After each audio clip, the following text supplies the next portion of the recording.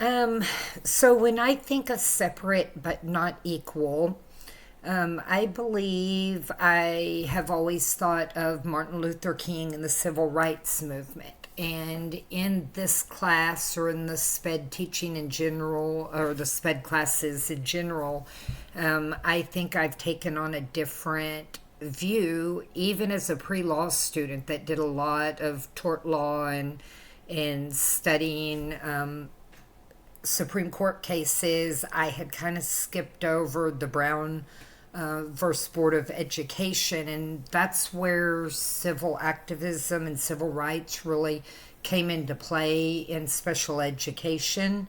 So when I think of separate is not equal, I now think of the Brown versus the Board of Education, or even least restrictive environment where kids are no longer put in institutions or separated classrooms, but are brought into the gen ed population as much as possible, and so many more options exist today.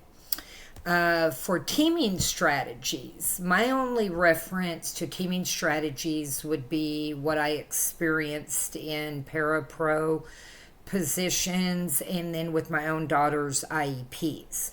When I am in my own class this fall, I will try to achieve a level of success through the transdisciplinary role, which I do realize is the hardest to achieve.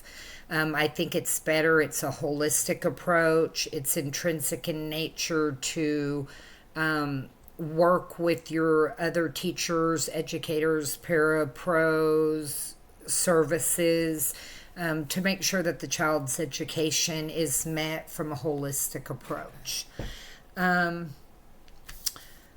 Many parents, for the next question, how do you make parents feel welcome? And appreciated. If I'm a K-12 educator, do I think it's harder? Yes, absolutely. Just as a parent, myself, I know how involved as parents we are in the K through 12. You know, you're bringing cupcakes, you're on campus, you're volunteering. They're still your babies. And I think as we start to give kids some independence, and I'm sure this will apply in the special ed classroom with those children too, parents are probably less likely to be involved. You've kind of worked through the issues that you may have had with the school or education problems. So I think to keep parents coming in, it's very important to kind of engage them and get in activities and show the importance to the students and the parents that their role plays in the student's success from research. The next question was reading that page 68 story. I would absolutely include parents. They know their child's strengths and weaknesses better than anyone.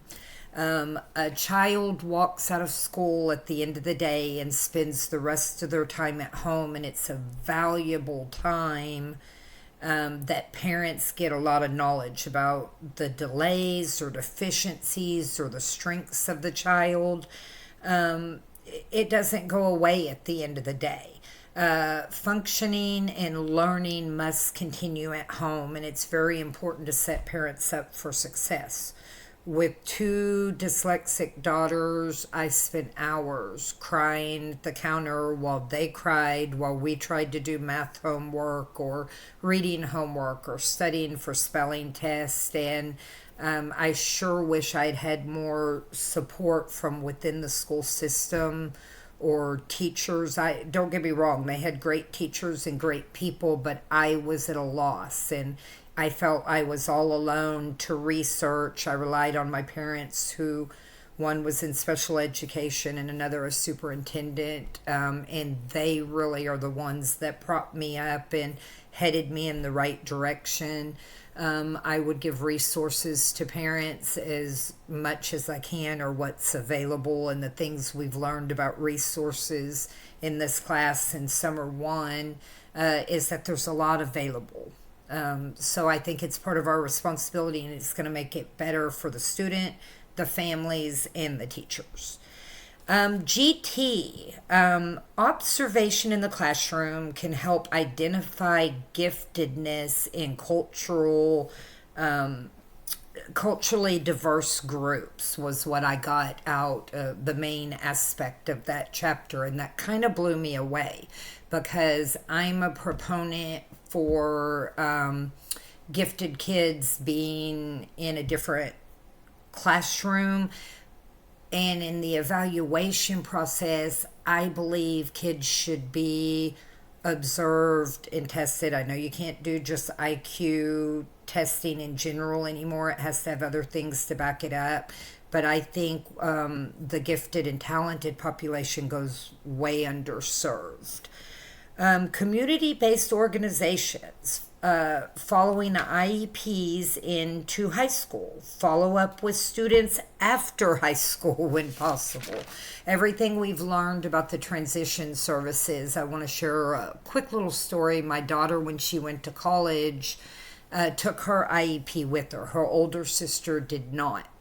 I was so thankful for the support we got from her high school special ed teacher in providing the college with the materials we needed and following up with the different departments that handled that on the college campus. That's the kind of teacher I want to be in helping kids transition to adulthood. I think something as simple as making a phone call, checking on the student, and making sure that transition went smoothly is the least we can do for our former students.